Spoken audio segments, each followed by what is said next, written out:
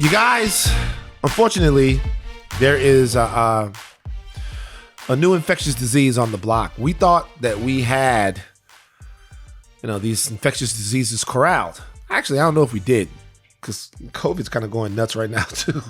But you've heard it, you've seen it on the news, you've seen it on the Shade Room, you've seen people displaying their skin after they've had a bout with the latest and greatest horrible and terrible affliction on the market, monkeypox. We have not talked about monkeypox at all on Higher Learning, but today we will. We have somebody who knows what she's talking about.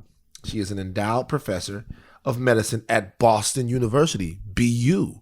Wow, look at that. An infectious disease physician at Boston Medical Center.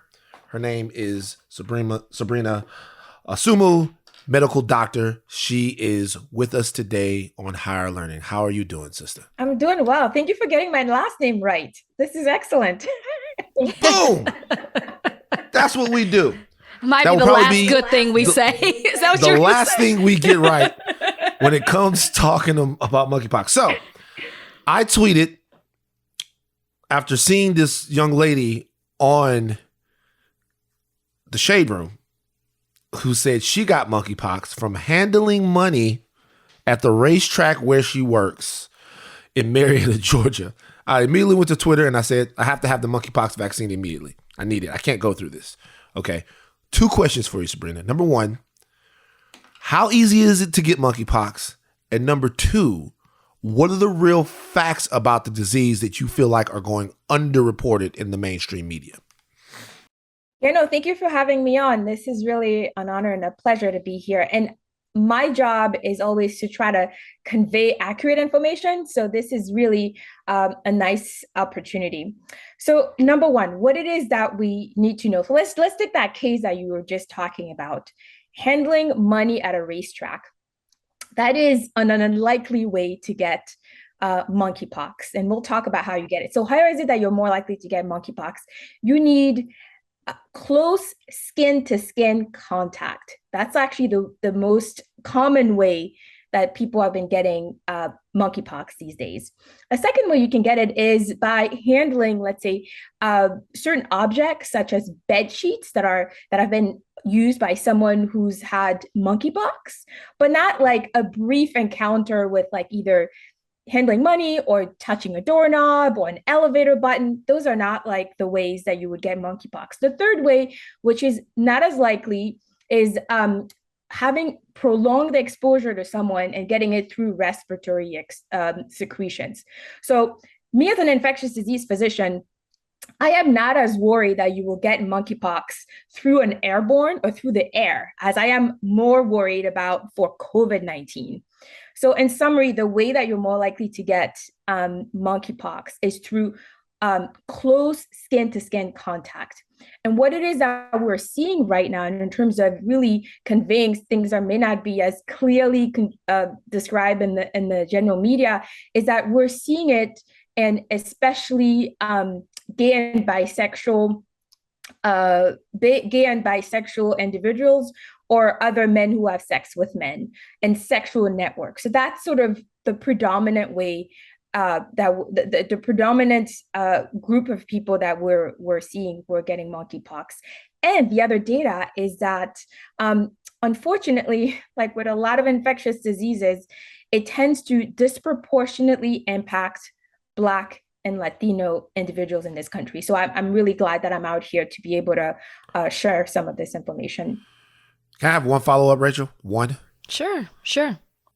Sabrina, did you just tell me that monkeypox is airborne? I didn't know that. No, it is. So let me just clarify. This is really important. It's a rare way that you can get it through respiratory secretions, but it's been reported in the literature as being maybe in certain circumstances being transmitted through the air, but that's not the way that you can get monkeypox. So let me just say that again. The way that you can get monkeypox and how a lot of people are getting it through either through this current wave that we're seeing is through skin to skin contact. Okay, I'm gonna follow with the lesions. I'll follow up on that because I think what a lot of people fear, and which is why you saw Van's eyes buck and he, like wanted a follow-up question, is because we have no choice but to compare it to coronavirus. Not that they're the same, but just because we just went through that. And initially, when we learned about coronavirus, we were told to do one thing. And then as we were learning about the disease, or the virus, we were learning that we should do something else. And so I think there's this fear of, is that same thing going to happen with monkeypox? Should I be wearing gloves? Should I be wearing a mask? If you could answer that. That's, this is a great question. The reason why I love this question is because you're underscoring what are some of the issues that we dealt with COVID-19. And that's different for me from an infectious disease standpoint. That is very different from monkeypox. SARS-CoV-2, the virus that causes COVID-19, was brand new. Like, we were discovering and learning as we go. And I know that for the general public, this was very frustrating because one day we tell you, worry about your groceries. Everybody was wiping on their groceries. And then tomorrow we're like, forget about the groceries, worry about the air. So, and I'm sorry that this was sort of confusing. It's just that we're learning more and more information. And the predominant way that you get COVID-19 is through the air. It's airborne. And that's why we recommend that people wear a mask. Now, in terms of monkeypox, the thing that's so different between the two viruses is that monkeypox is not new.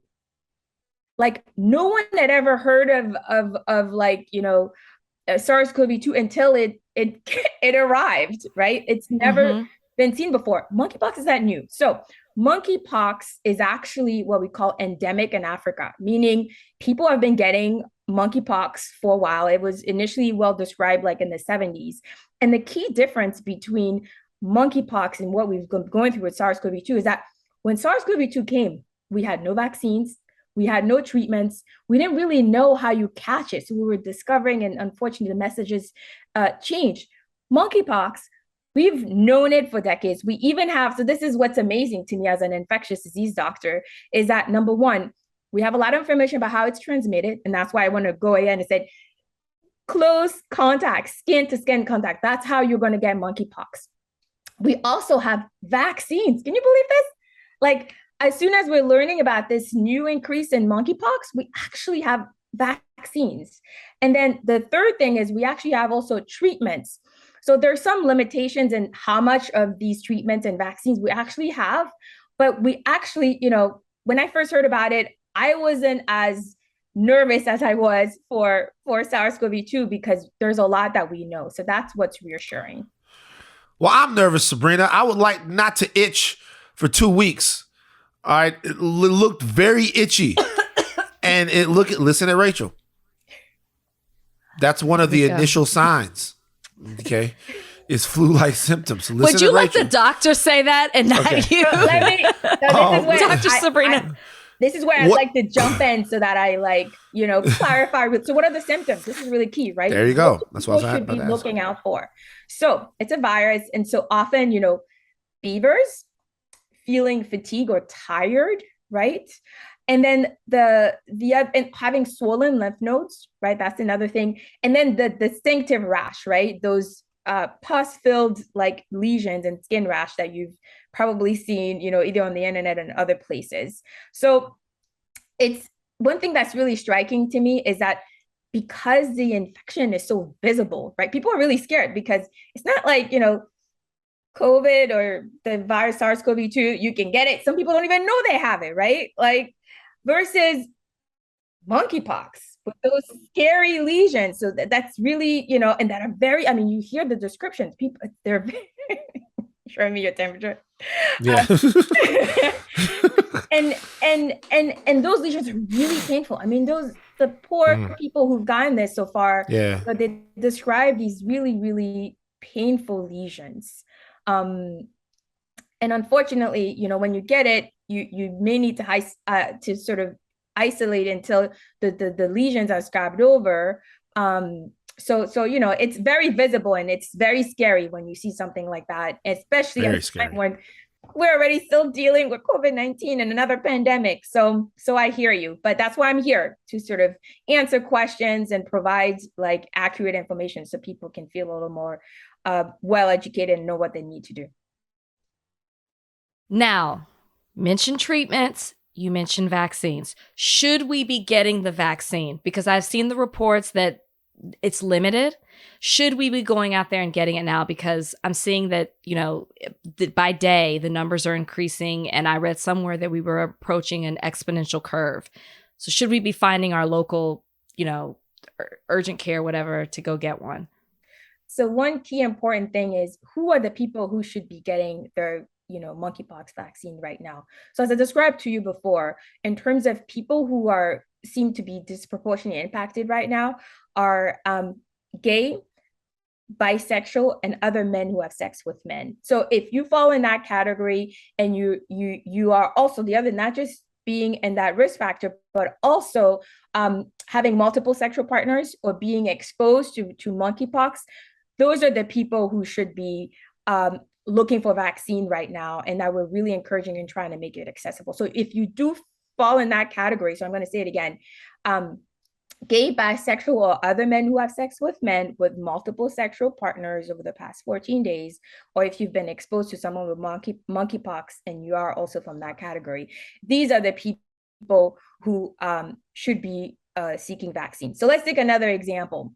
If you are a healthy 18-year-old and you don't fall in that category, right? You're like an 18-year-old young woman who doesn't fall in that category. You're healthy.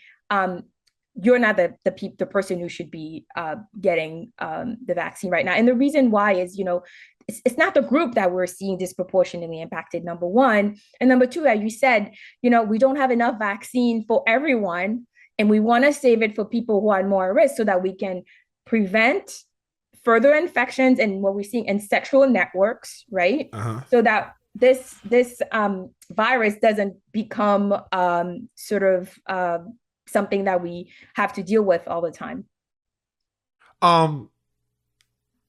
So the narrative behind monkeypox is very important right now, because what happens in society is medical information or medical stats, warnings, whatever, they become weaponized by kooks, by idiots, and by jerks on the internet, used to make the lives of already marginalized groups, even harder.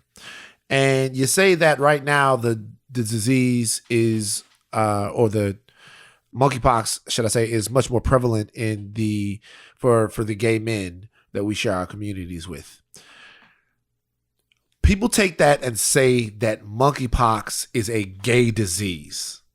After we hear that stuff coming from our medical professionals, we hear that information coming from our medical professionals. As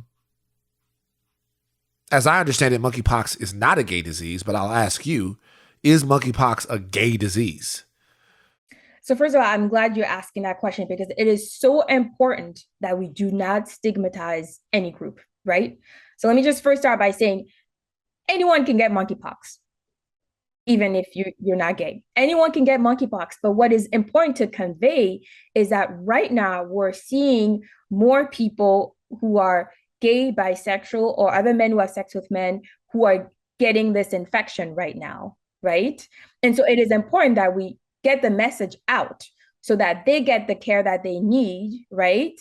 And stay and are able to stay healthy. But it is really, really important that we do not stigmatize, right? And that we also emphasize that pretty much anyone can get monkeypox. It's just that right now with the rise in cases that we're seeing, it seems to be transmitting through sexual networks. So the other thing that's really key for me to emphasize is that me as a physician and a public health official, what I want to do is I want to describe what I'm seeing.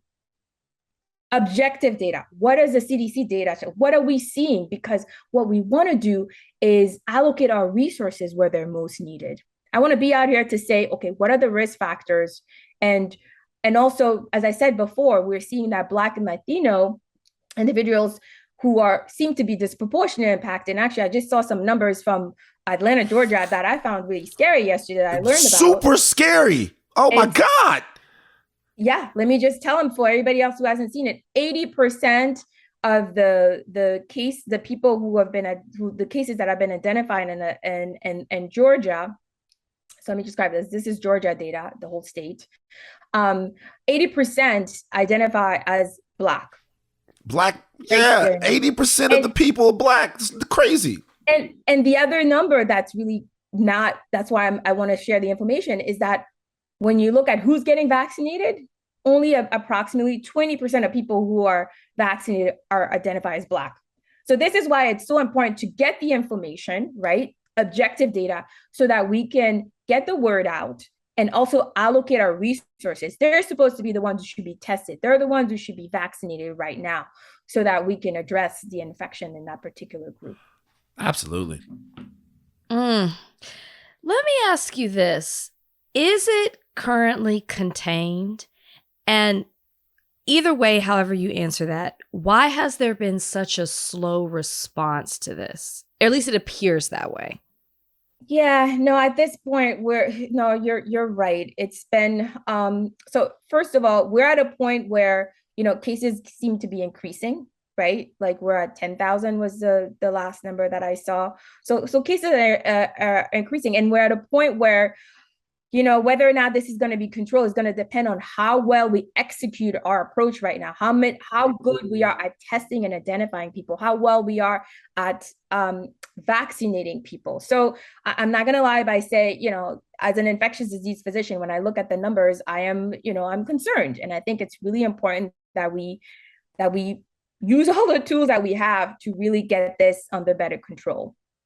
And so what was the second part? So what's the second part of your question is, why has the response? Yeah, it's the same issue that we a little bit of the same issues of why, we've been struggling even with COVID-19, is that our public health infrastructure has been underfunded for so long.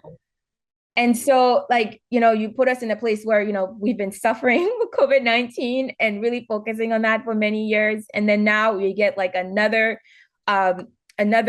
infection that's a public health emergency. So first of all, resources. And then initially, we didn't have enough because of testing available, right? Because there were certain hurdles with being able to be tested. But now this isn't but testing has really been improved. You don't have to go through the CDC or state labs. We actually have these commercial labs that are actually helping with identifying. So first of all, testing was an issue in the beginning, which the CDC has really addressed and really increased the number of testing that we're able to do. And then second is although we have a vaccine, we didn't really have enough available right on hand. So it's not like we could vaccinate everybody and who was at high risk to be able to sort of tamp things down. So really, it's just that a lot of the public health infrastructure has not been as funded as it should be. And then there were some hurdles related to testing and vaccination that has really hampered. But we're really moving. And number one, an important development this week was the declaration of a public health emergency, which was really good, because what it does is it really helps the federal government use all the tools that they have available so that we can really, really address this increase in cases. Last question from me. I was going to ask you about how you guys feel about besmirching the reputation of our dear monkeys, our dear primates all over the world who have to bear the stigma of being linked to this disease. When I was a kid, Sabrina, and I asked my mother, why chicken pox? I like chicken. The chickens, they have nothing to do with this, man. And even if they did, it was an accident.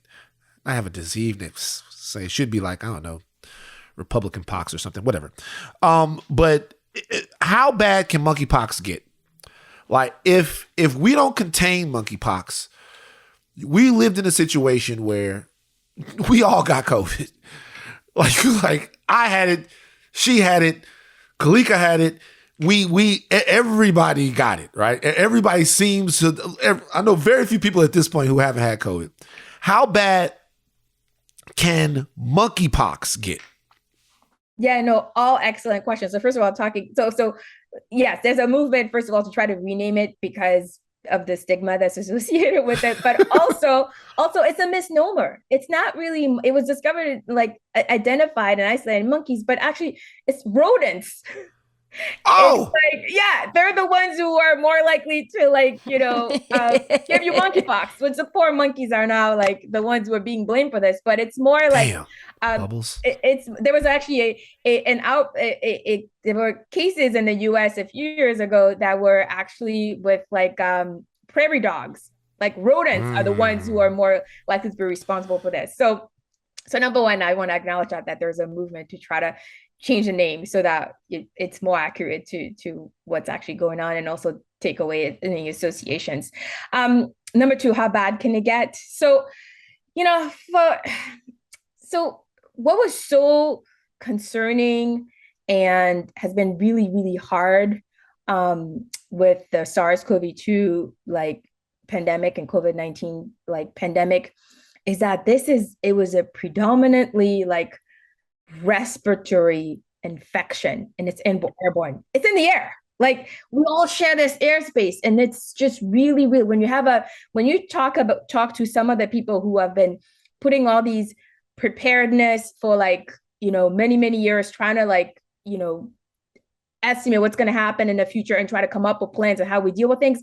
The scariest thing for them was a respiratory virus that was going to cause all this trouble. And so as this respiratory virus, SARS-CoV-2, is what's been causing all these issues.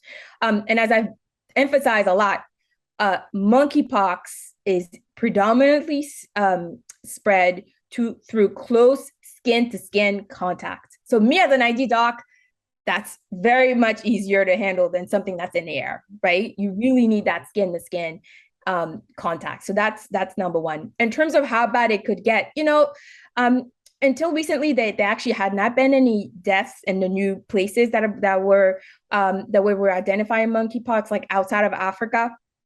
And there were a few deaths that have been reported around the world that are not related to Africa. And in terms of, but most people, get the infection and they have the lesions that are really, really painful, but they recover and end up doing fine.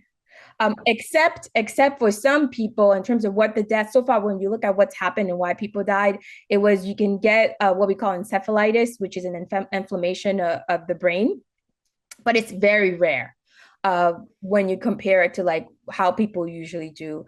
So it can be deadly, but it's not as deadly as like SARS-CoV-2 or COVID-19. Dr. Assoumou, I don't have another question. I just want to apologize for Van's asinine question about the monkeys. You have to know that on this podcast, there is a movement going on, and there's only one person in it, and that's Van, and it's all about the animals. So I knew that question was coming, and I feel so bad that we had to waste her time on that question. Animals don't do anything wrong. We should name the bad stuff after the people. Okay? We should call the disease like R. Kelly pox or something like that. Something really bad. That's all I'm saying. We appreciate you. I was afraid of monkeypox. I was afraid. Like, seriously. I went to the NABGA conference in Vegas last week. I came back and I boxed. And I guess whatever was going on with my sweat bag that I wear when I box irritated my skin a little bit. And on the way home, you could not tell me that I did not have monkeypox. I'm like going home, I'm looking, I'm like, yo, is that a pox? Am I poxy? But now that I've talked to you, I am so much more informed about the disease, and hopefully everyone will be responsible and our government will be responsible and we can figure it out, but we will if we listen to people like you, Sabrina. So thank you for joining us today on Higher Learning. Thank you. Thank you for the invitation, and really a joy and a pleasure to join you and sharing information, factual information. That's what we need to do. Share facts so that people can feel more at ease. Absolutely. Thank you so much. Thank you.